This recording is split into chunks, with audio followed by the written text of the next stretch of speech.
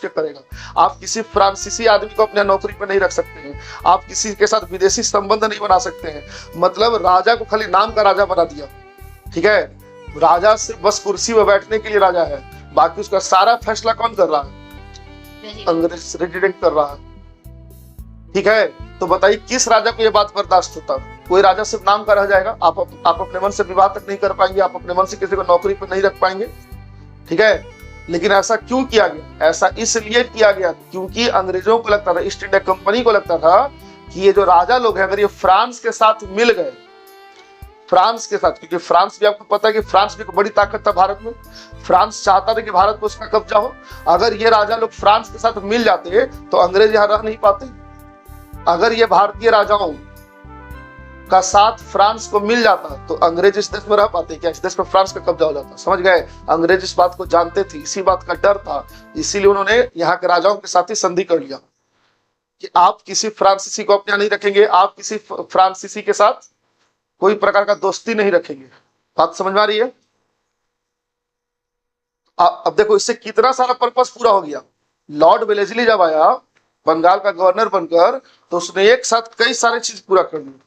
जैसे पहला चीज उसने क्या पूरा किया कि अपना सेना आपके खर्च पे रखा, आप खर्चा उठा रहे हैं। दूसरा काम क्या किया कि आपको कहा कि आप फ्रांसीसी के साथ दोस्ती नहीं कीजिएगा। आपको पता होना चाहिए कि टीपू सुल्तान जो उसने नेपोलियन बोनापार्ट को लेटर लिखा था, ठीक है, फ्रांस को पत्र लिखा भारत में हमला करने के लिए। समझ गए? जब ये बात पता चली अंग्रेजों को तो टीपू सुल्तान को मार दिया। उसको पहले कहा कि तुम सहायक संधि करो, लेकिन टीपू सुल्तान कहा कि हम सहायक संधि आपके साथ नहीं कर सकते। उसने कहा कि 100 दिन चूहे की अपेक्षा जीने से बढ़िया है कि एक दिन शेर की तरह मारा जाए, ठीक है। तो टीपू सुल्तान ने अंग्रेजों का ये बात अस्वीकार कर दिया। आप क्या देखते हैं फिर टीपू सुल्तान को चौथे आंग्ल मैसूर युद्ध में मार दिया गया 1799 में।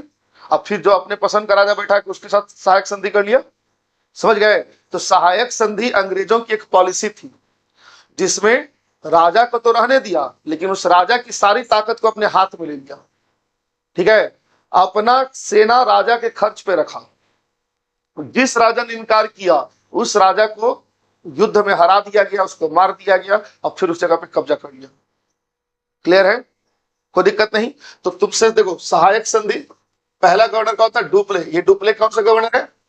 फ्रांसीसी है। कौन है डुप्ले? कौन है बोलो? फ्रांसीसी गवर्नर,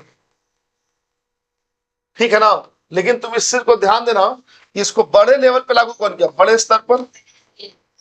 हाँ, बड़े स्तर पर इसको लागू किया कौन? वेलेस्ली लागू किया। इसको भी याद रखना है।